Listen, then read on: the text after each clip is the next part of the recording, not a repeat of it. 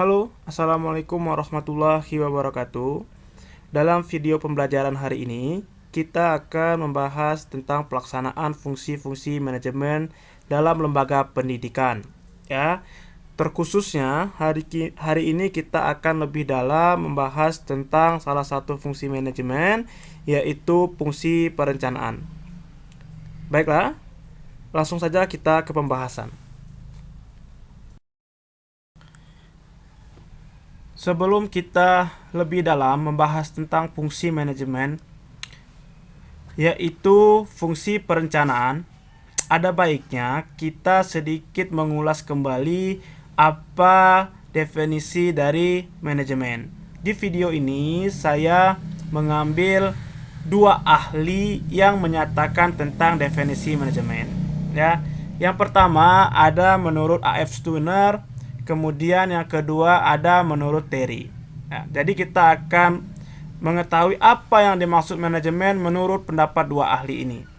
Yang pertama, menurut A.F. Stirner ini, manajemen adalah sebagai proses perencanaan, pengorganisasian, dan pemanfaatan sumber daya organisasi agar dapat mencapai tujuan yang diinginkan. Kemudian, menurut Terry, manajemen adalah proses yang terinci tentang perencanaan, pengorganisasian, penggerakan, serta pengendalian suatu organisasi agar dapat mencapai tujuan yang telah ditetapkan dengan menggunakan manusia dan sumber lainnya yang ada di organisasi. Nah, dari dua pendapat ini dapat kita simpulkan bahwa manajemen itu adalah salah satu bentuk pengelolaan. Pengelolaan apa? Lembaga-lembaga dan organisasi.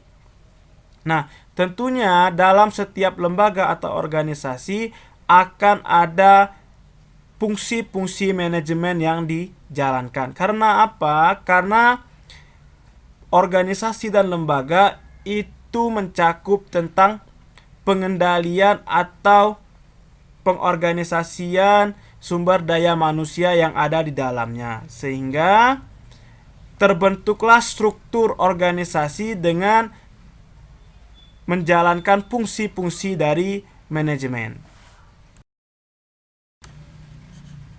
Nah, sekarang kita akan melihat apa saja fungsi-fungsi manajemen itu. Mungkin tadi dalam definisi manajemen sudah dijelaskan apa saja fungsi-fungsinya. Tetapi di sini saya akan mengulang kembali ada beberapa fungsi-fungsi manajemen itu. Yang pertama ada fungsi perencanaan atau planning. Kemudian yang kedua ada fungsi pengorganisasian. Kemudian yang ketiga ada fungsi pengawasan yaitu controlling. Kemudian ada fungsi evaluasi atau evaluating. Nah, di dalam video ini kita akan membahas tentang perencanaan terlebih dahulu. Untuk pengorganisasian, pengawasan, dan evaluasi akan kita bahas di video-video selanjutnya. Baiklah, langsung saja kita akan membahas tentang fungsi perencanaan atau planning. Ya, nah kita akan melihat definisi dari perencanaan ini apa, kemudian unsur-unsur dari perencanaan ini seperti apa, kemudian bagaimana ya pengimplementasian fungsi perencanaan ini pada lembaga pendidikan. Nah, yang pertama kita akan membahas tentang definisi perencanaan. Ya, kita lihat perencanaan adalah suatu rangkaian kegiatan yang telah ditetapkan sebelumnya untuk mencapai tujuan tertentu. Nah, kita lihat bahwa perencanaan ini adalah rangkaian kegiatan yang telah ditetapkan sebelumnya. Nah, kalau kita melihat bahwa apa yang dimaksud kegiatan yang telah ditetapkan sebelumnya, maksudnya adalah perencanaan ini adalah cara untuk mencapai tujuan. Tujuannya apa? Misal, ya, kita ingin pergi ke pasar. Nah, tentunya pergi ke pasar itu kita harus memiliki rencana. Rencananya apa? Rencananya kita pengen naik apa? naik mobil atau naik motor. Kemudian naik mobil, naik motor itu kita angkutan umum atau punya pribadi. Kemudian kita melewati jalan yang mana, ya, pukul berapa. Nah, itulah yang dimaksud fungsi perencanaan. Kemudian kegiatan yang telah ditetapkannya apa? Ke pasar. Kita ingin pergi ke pasar. Itu salah satu kegiatan yang telah ditetapkan. Perencanaannya adalah proses untuk mencapai tujuan itu. Nah, seperti itulah fungsi perencanaan ini. Nah, kalau dalam sekolah seperti apa misalnya? Nah, kita ingin menjadikan sekolah sebagai sekolah terbaik.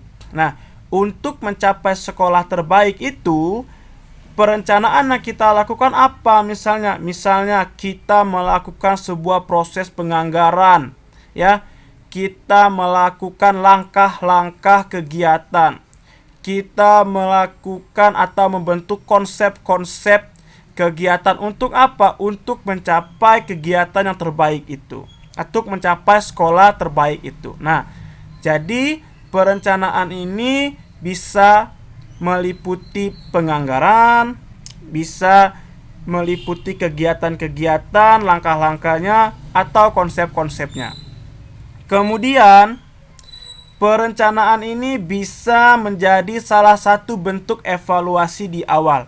Kok evaluasi di awal? Maksudnya seperti apa? Maksudnya adalah perencanaan ini mampu membuat kita meminimalisir ancaman-ancaman untuk mencapai tujuan kita.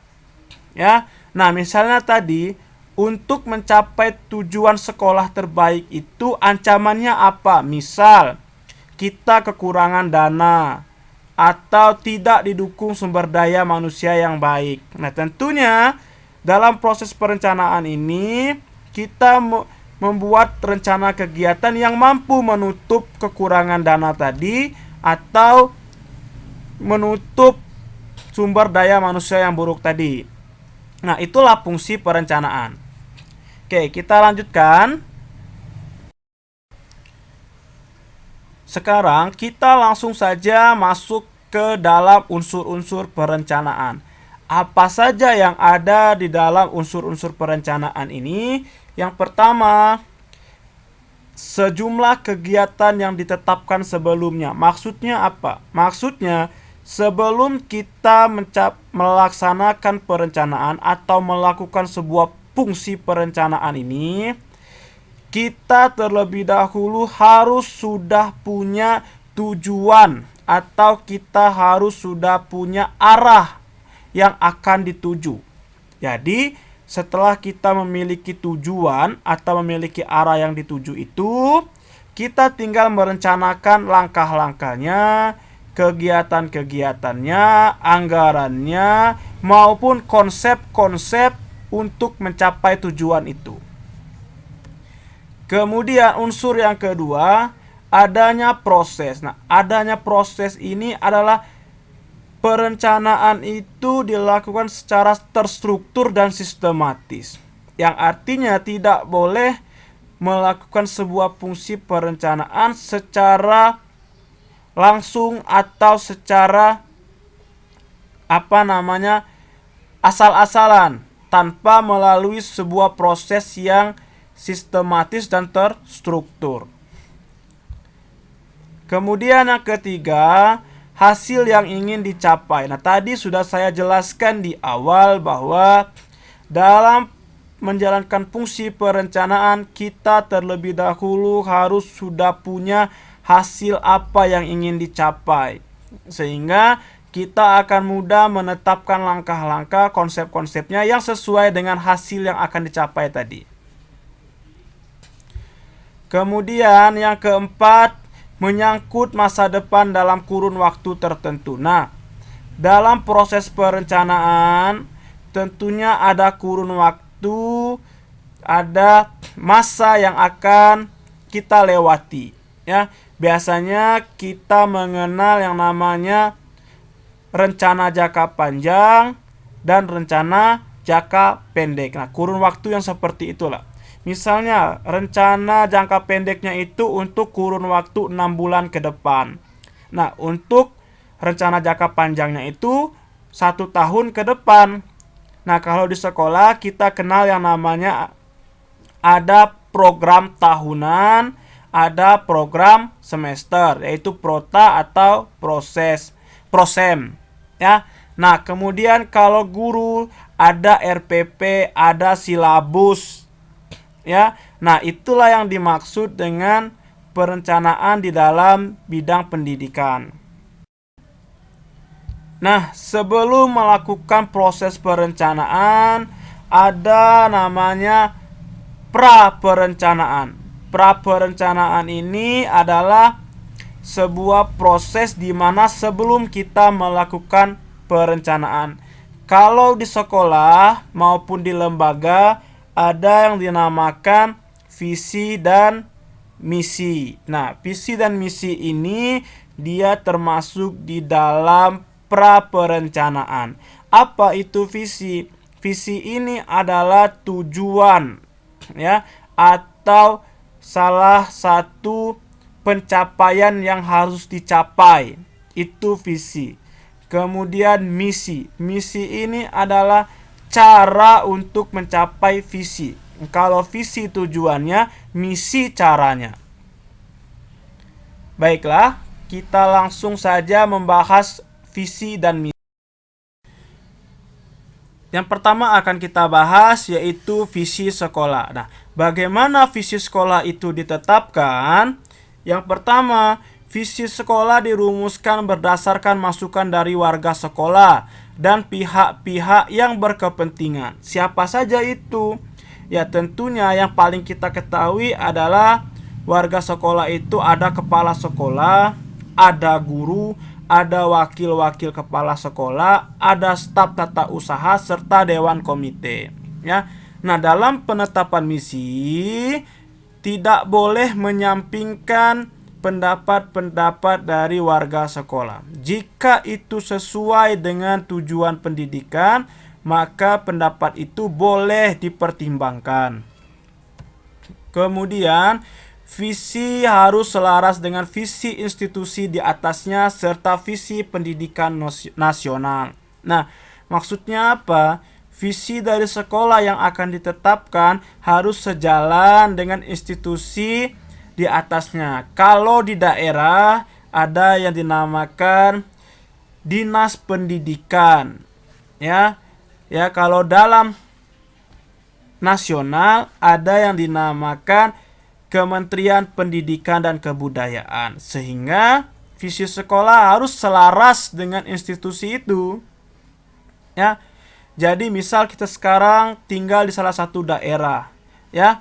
Tidak boleh visi kita itu berlawanan dengan visi dari institusi pendidikan di daerah tersebut, ya. Sehingga kalau tidak sejalan dengan institusi yang ada di daerah itu, maka visi sekolah tersebut tidak bisa digunakan, ya. Kemudian yang ketiga, visi sekolah diputuskan oleh rapat dewan pendidikan. Nah, biasanya rapat dewan pendidikan ini dipimpin oleh kepala sekolah, ya. Dan pesertanya adalah warga sekolah. Warga sekolahnya tadi sudah saya sebutkan, ada guru, ada staf tata usaha serta wakil-wakil dari kepala sekolah. Kemudian visi sekolah harus disosialisasikan oleh warga sekolah dan pihak-pihak yang berkepentingan. Siapa misalnya yang harus mendapat sosialisasi visi ini adalah yang pertama, siswa-siswi di sekolah tersebut. Kemudian yang kedua, itu adalah wali-wali dari siswa-siswi sekolah. Kemudian setiap orang yang berkepentingan di dalam sekolah tersebut. Sehingga apa? Sehingga setiap warga sekolah itu mampu mencapai visi sekolah yang telah ditetapkan itu menjadi lebih baik.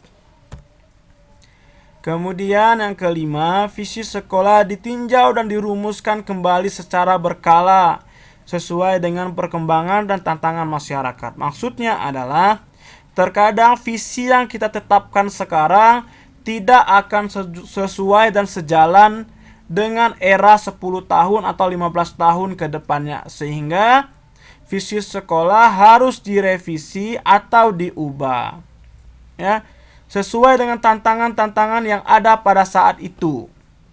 Ya, jadi sifatnya visi sekolah ini tidak permanen, tetapi visi sekolah ini bisa direvisi atau bisa diubah. Nah, sekarang kita masuk ke misi sekolah. Nah, misi ini adalah salah satu bentuk cara proses mencapai dari visi, ya.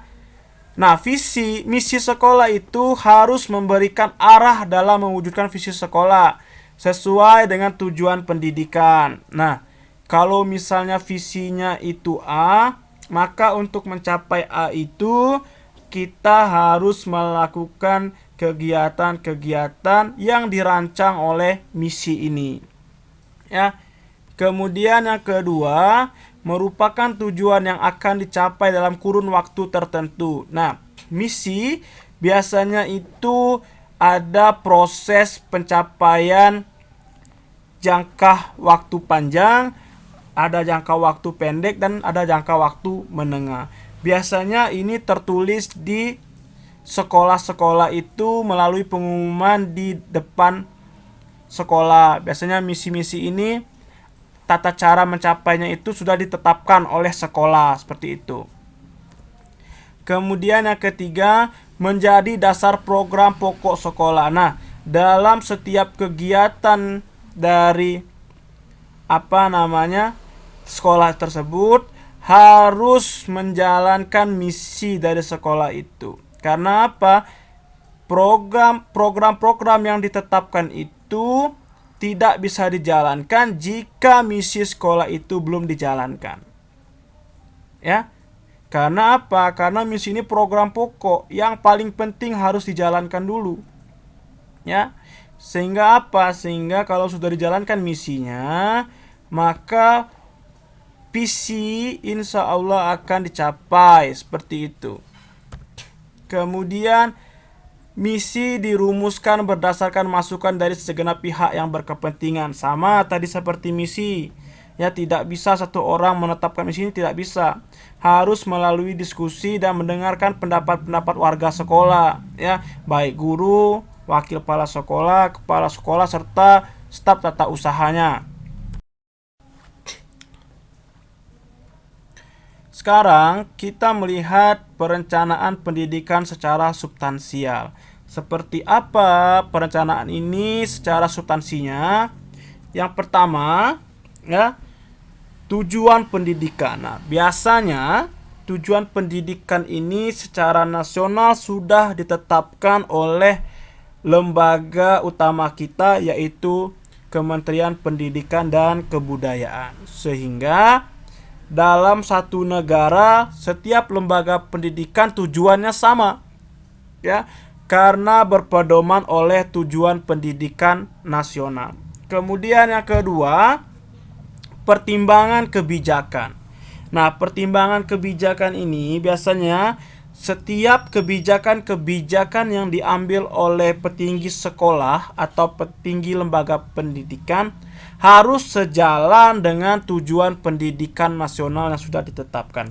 Nah, jadi tidak boleh melenceng pertimbangan yang sudah atau kebijakan yang akan kita buat. Misalnya, kepala sekolah ingin membuat suatu keputusan untuk kemajuan sekolah tersebut, yang tentunya keputusan itu harus sejalan dengan tujuan pendidikan nasional.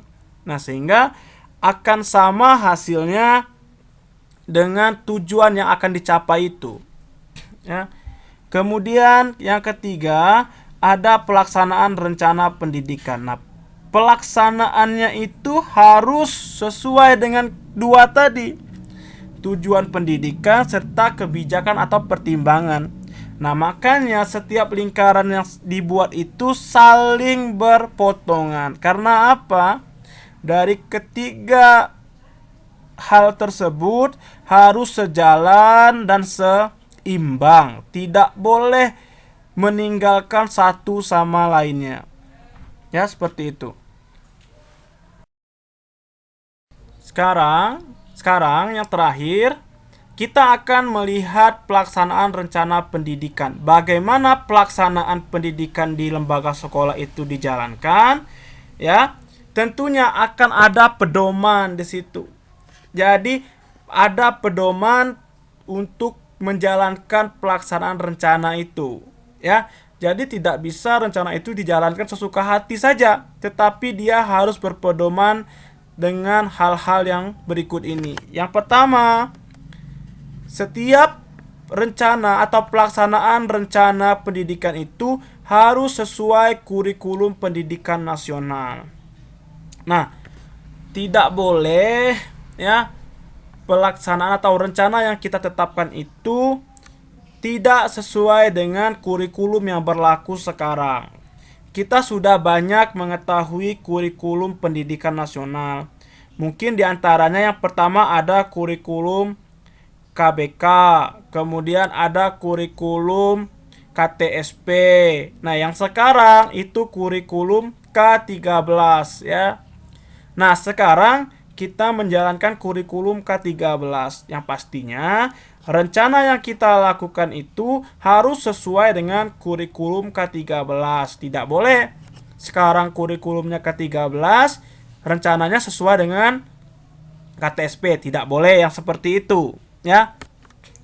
Kemudian pedoman yang kedua, kalender pendidikan dan akademik. Nah, tentunya rencana kegiatan yang kita buat atau rencana pendidikan itu harus sesuai dengan kalender akademik atau kalender pendidikan. Karena apa? Karena menjalankannya itu ketika proses belajar mengajar sedang berlangsung. Ya, tidak bisa misalnya kalender akademiknya untuk sekolah untuk belajar itu dari bulan 1 sampai bulan 6 misalnya, tapi rencana kita bulan 7. Tidak bisa seperti itu. Jadi harus sesuai dengan kalendernya. Ya, kalau dia 1 sampai 6 berarti rencana yang kita buat itu adalah untuk dalam kurun waktu bulan 1 sampai bulan 6. Misalnya seperti itu. Kemudian pembagian tugas guru. Mungkin kita sudah mengetahui bahwa guru itu memiliki tugasnya masing-masing. Ya, misal ada yang hanya bertugas sebagai guru kelas saja. Ada yang bertugas menjadi seorang guru mata pelajaran. Ada yang menjadi wakil kepala sekolah, ada yang menjadi bendahara. Nah, pembagian tugas tersebut tujuannya adalah tidak lain untuk mencapai tujuan pendidikan yang sudah ditentukan itu. Ya. Kemudian yang keempat, pembagian tugas tenaga pendidikan. Ya, tenaga pendidik. Siapa tenaga pendidik? Yaitu staf tata usaha yang ada di sekolah. Ya. Nah, tujuannya apa? Tujuannya adalah untuk mempermudah pekerjaan-pekerjaan yang ada di sekolah, ya, supaya pekerjaannya tidak menjadi menumpuk atau tumpang tindih seperti itu, ya. Sehingga makanya ada pembagian tugas guru, ada pembagian tugas tenaga pendidik, supaya apa ya? Tidak terjadi tumpang tindih penugasan tadi, ya. Jadi hasilnya menjadi baik. Kalau tumpang tindih kan hasilnya tidak baik. Hasilnya seperti itu, ya. Nah, sekarang yang terakhir adalah rencana pendidikan itu harus sesuai dengan tata tertib sekolah, ya.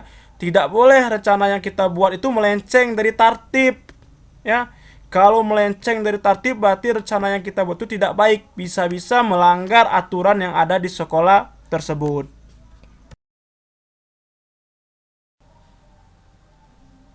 Baiklah, saya rasa cukup untuk video hari ini. Harapan saya kalian mampu memahami penjelasan-penjelasan yang saya berikan tadi. Apabila dirasa kurang cukup penjelasan saya, silakan bertanya. Saya rasa cukup video hari ini, saya akhiri. Wassalamualaikum warahmatullahi wabarakatuh.